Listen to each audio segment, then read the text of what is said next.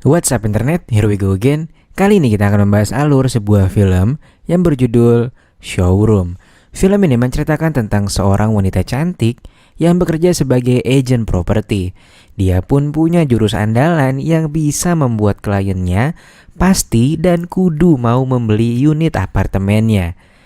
Kira-kira ada yang bisa nebak gak nih apa jurus andalannya? Jadi tanpa berlama-lama lagi, langsung aja kita masuk ke dalam alur ceritanya.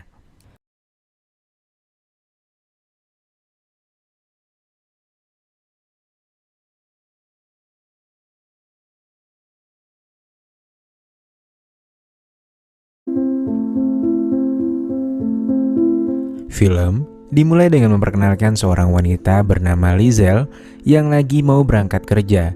Scene berpindah ke sebuah kantor. Terlihat ibu manajer sedang menunjukkan hasil kinerja dari para tim salesnya. Gak lama kemudian tibalah Lizel yang baru datang. Di sini ibu manajer pun menegurnya karena hanya Lizel lah yang dinilai tak memenuhi target penjualan. Alhasil Lizel pun kena semprot atasannya itu. By the way, mereka ini adalah sebuah perusahaan agensi yang menjual berbagai properti cuy. Kemudian Lizel pun menemui rekan kerjanya yang bernama Gomez. Di situ Lizel pun mengeluarkan semua unek-uneknya yang sedang dikejar-kejar tagihan.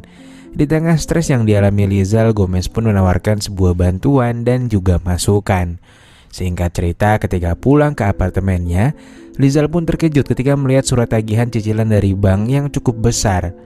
Seketika Lizel pun menyesal telah membeli barang-barang mewah dengan menggunakan kartu kreditnya beberapa waktu yang lalu. Di keesokan paginya ketika hendak pergi bekerja, Lizel mendapatkan telepon dari ibunya yang mengatakan kalau sang ibu dan ayahnya sangat rindu dengannya. Ia pun ditawari untuk pulang dan kembali menjaga toko grosir yang rencananya akan membuka cabang baru. Namun di sini si Lizel pun menolaknya karena dia malu dan sayang dengan pekerjaannya. Sontak ibunya pun jadi marah lalu menasihatinya. Dia mengatakan selama ini Lizel bisa bertahan di kota nggak lain dan nggak bukan adalah karena hasil transferan dari orang tuanya itu. Namun di sini Lizel tetap kekeh pada pendiriannya. Lantas ketika berada di kantor, Lizel yang sedang menghubungi kliennya tiba-tiba kedatangan si ibu manajer dan memperkenalkan karyawan baru mereka yang bernama Susan. Diketahui Susan dulu pernah bekerja sebagai sales di sebuah apartemen yang sangat laris di pasaran. Lizel yang melihat kehadiran Susan pun menjadi agak risih dan juga iri dengan dirinya, apalagi dia memiliki paras yang cantik dan sangat aduhai. Di hari pertamanya Susan bekerja, ia langsung berhasil menggait seorang klien tajir yang mendatangi kantor tersebut. Lizel yang melihatnya pun jadi makin iri dengan karyawan baru itu. Nah, di sini diam-diam Susan ternyata punya trik tersendiri untuk dapat dengan mudah bisa menarik minat klien-kliennya. Lalu ketika pulang kerja, Lizel melihat Susan yang diberi tumpangan taksi gratis oleh tetangganya. Yang mana lagi dan lagi hal itu membuatnya iri dan juga dengki. Begitu tiba di apartemennya, Lizel didatangi oleh seorang pria bernama Arcel yang menagih uang sewa apartemennya. Di situ Lizel pun beralasan kalau dia mengalami masalah dengan bank sehingga tidak dapat menarik uangnya. Singkat cerita, 4 hari berlalu. Si ibu manajer memberi kabar baik pada seluruh karyawan bahwa salah satu salesnya nanti akan mendapatkan bonus sebanyak 300.000 peso untuk siapapun yang bisa menjual properti terbanyak di bulan ini.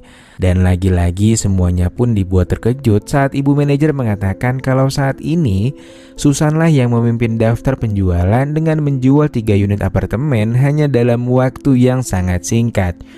Lantas setelah itu dia pun memberi peringatan kepada Lizel bahwa jika ia nggak berhasil menjual properti di bulan ini, maka siap-siap dia harus kehilangan pekerjaannya. Setelah itu Lizel pun langsung gaskan menghubungi para kenalannya tanpa henti seharian. Lalu begitu turun ke bawah datang seorang tamu dan langsung disamperin sama si Lizel. Namun bangkainya klien itu ternyata hanya mau bertemu dengan Susan seorang. Nah, di sini akhirnya terbongkarlah jurus andalan Susan, di mana ketika ia sedang bertemu kliennya, ternyata Susan memberikan pelayanan full service yang sangat menggugah para kliennya. Lantas ketika sedang melaksanakan perpusrengan duniawi, datanglah Lizel yang lagi menggunakan jurus andalannya itu. Lizelle yang sudah mengetahui trik marketing Susan pun berniat akan membocorkan pada atasannya. Lantas setelah Susan memuncratkan kental manis kliennya, Lizelle pun sengaja menemui Susan lalu mengatakan niatannya itu. Susan pun akhirnya memohon untuk jangan membocorkan triknya itu, karena ternyata Susan harus membiayai anaknya yang mengidap sakit jantung dan membutuhkan biaya yang cukup mahal. Mendengar hal itu, Lizelle pun hanya tersenyum sirik dan pergi meninggalkannya.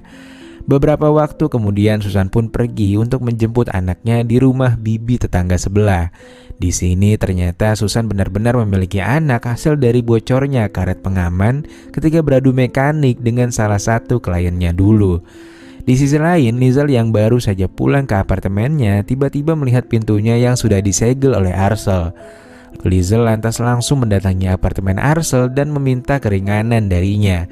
Lizelle akan memberikan beberapa barang branded miliknya jika Arcel mau membukakan pintu apartemen itu. Di sini Arcel pun menolak karena dia lagi BU katanya.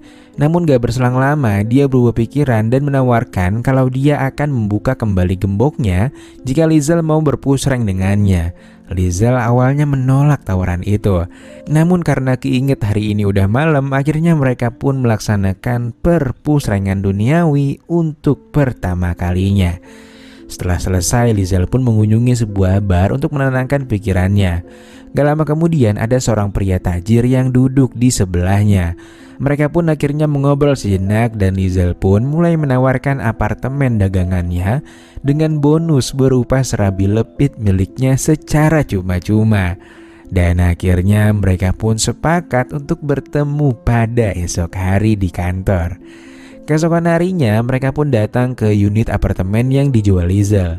Lizelle pun mulai menjelaskan spek apartemennya dan gak pakai banyak cincong, pria itu langsung membayar tunai 3 unit apartemen demi bisa mencicipi serabi lepit Lizelle yang ngakunya masih rapat pisan itu. Dan akhirnya malam itu juga mereka pun melaksanakan perpusrengan duniawi. Di hari-hari selanjutnya Lizelle pun menjalani hari dengan penuh ceria. Dengan berhasilnya Lizelle menjual 3 unit sekaligus, itu pun membuat rekan-rekannya memuji Lizelle. Susan yang melihatnya pun curiga dengan sikap aneh Lizelle yang sama sekali tidak mengadukan rahasianya pada sang manajer. Hingga akhirnya Lizelle ini pun bercerita kalau dia mengikuti jurus andalan Susan kepada klien-kliennya yang tajir. Dan akhirnya persaingan yang sesungguhnya untuk mendapatkan bonus dari ibu manajer pun dimulai. Hari demi hari berlalu, Lizelle dan Susan pun terus mencari pria tajir yang ingin membeli unit apartemennya. Dengan bonus yang sangat menarik, rasanya tak ada seorang pria pun yang bisa menolaknya. Sampai pada akhirnya nama mereka berdua pun berada di puncak urutan teratas dalam penjualan terbanyak di bulan ini. Nah, di sini ketika Susan berada di toilet, dengan sengaja Lizelle menaruh obat ngantuk di minuman Susan. Alhasil Susan pun izin balik duluan karena terlalu ngantuk. Nah, ketika itu Lizelle pun memberitahu kliennya Susan kalau Susan bisa diajak nganu secara cuma-cuma. Alhasil ia pun dibungkus oleh kliennya sendiri. Lantas esoknya ketika terbangun, Susan pun kaget mengapa dirinya berada di sana. Pria yang belum diketahui namanya itu pun membeberkan kalau semalam Lizelle memberitahu bahwa Susan adalah wanita yang mudah untuk diajak nganu cuy. Mendengar itu, Susan pun langsung sakit hati dengan Lizelle. Keesokan harinya, Lizelle dan Susan pun berbicara empat mata. Dan disitulah Susan menjelaskan kalau dia sangat marah dengan perlakuan Lizelle ketika berada di bar.